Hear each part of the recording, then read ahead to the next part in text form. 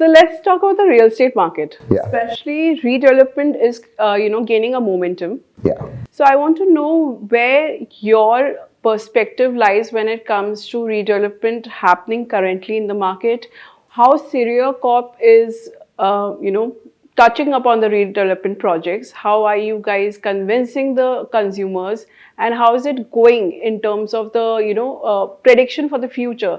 Are we going to see more redevelopment projects happening?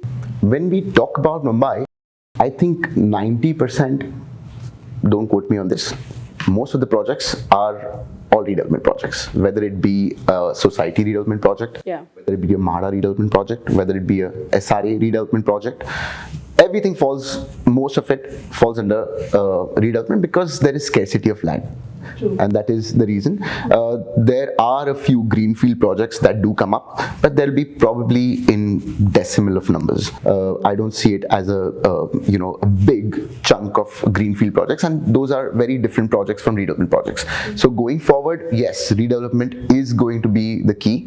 Redevelopment has been given a lot of incentives by government also, and being focused on redevelopment means basically you are in part of the main city of Mumbai, Yeah. and location advantages always happen when you are into redevelopment. So tell us, even our viewers would like to know, as a consumer, what should our viewers keep in mind when they are approached by real estate developers? For a redevelopment project, Yeah, you mean to say as a customer? as a customer. The key factors always the customer should keep in mind. So as a redevelopment project, I know for a fact that what I would do, this is again saying that out of my experience, you will have a lot of better amenities, better planning. The building will have better parking facilities, better infrastructure facilities. So yeah, I mean, these are the things that I would pitch to my customer, because that is what I would plan to do.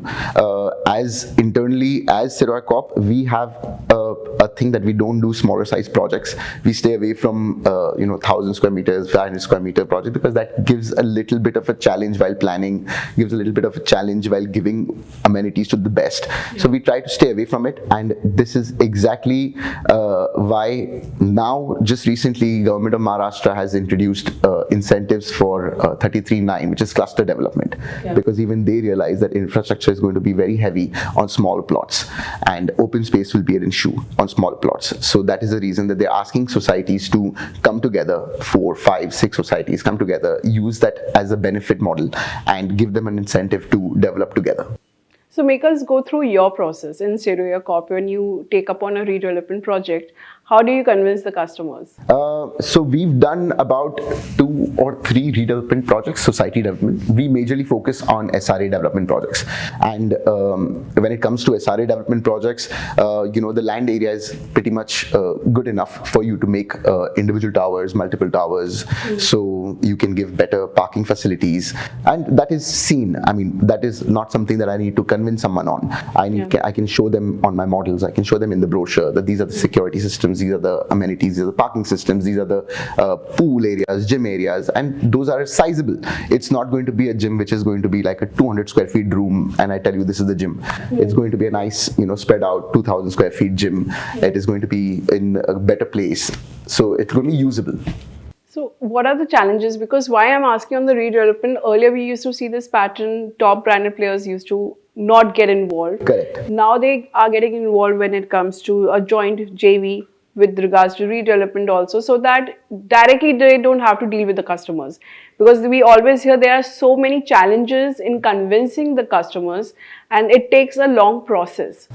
Convincing the customer, for you, are you saying customer is the person who's owning the society? The customers as a joint society, when you approach the society, right? The members of the Members society. of the society, yeah. So to convince everyone in the sense to have that That is yes from every individual. That is a challenge. So what kind of challenges did you face in your project? Luckily for me, I did my redevelopment projects much earlier in the days, which was probably like 12, 13 years ago. And that's when I probably decided not to do it anymore. That's probably one of the reasons, because it was probably better that I spent 6 months to 8 months in convincing a slum society which had a potential of 10,000 square meter plot, rather than talking to 100 people who are talking about 1,000 square meter plot. That was probably one of the reasons that I decided to step away from society developments. But don't you think the slum society will face a different kind of challenges altogether? In terms of? In terms of demand, in terms of, having, everyone would have a certain kind of apartments they want. Like, if, आप हमें 2 BHK दीजिए. How would you define that for the slum? That is actually not true, because in the way that the slum regulation is jotted down, it is pretty much in black and white what you need to give them, and they cannot demand anything more. It's exactly how it is in 33-7 projects, where a building which is getting demolished, they will get a minimum area of 300 square feet. Yeah, and 300 square feet is what is given in the regulation for slum. So you have to design their apartments as per that size. You cannot give them lesser, and you shouldn't give them more. Yeah. So you're saying there are less challenges when it compared to planning, yes. Okay. Yeah. Interesting to know. I'm sure our viewers would also gain insight on that. So now monsoon is being in the corner, and so we have noticed monsoon affects certain industries. Do you think the monsoon will affect real estate market also? And how does Siroya Corp as a brand, what kind of strategies you have in place when monsoon is around the corner, having your own complete headquarter in Mumbai? Per se, monsoon, I don't know if really affects our market in terms of sales, but I do understand where you're coming from, that, because monsoon comes in, then a lot of blockages happen certain times. Projects sometimes go standstill, and there's a lot of less movement. Sometimes there's some roadblock is there, the transfer is not there. Yes, I agree. That does pose a challenge for us, but I think in terms of construction, that doesn't really affect a lot, because nowadays people have become conscious of that. Developers have become conscious. They take precautionary measures that, okay, monsoons are coming in. We know that this is going to happen. There are a lot of precautionary measures that we take in terms of safety, in terms of development, so that our cycles don't get disturbed. But unfortunate scenes always happen. Sometimes also must have happened. So yeah, that could be a reason. But in terms of business, I think business as usual. I don't see much difference in terms of monsoon or winter or summer. So.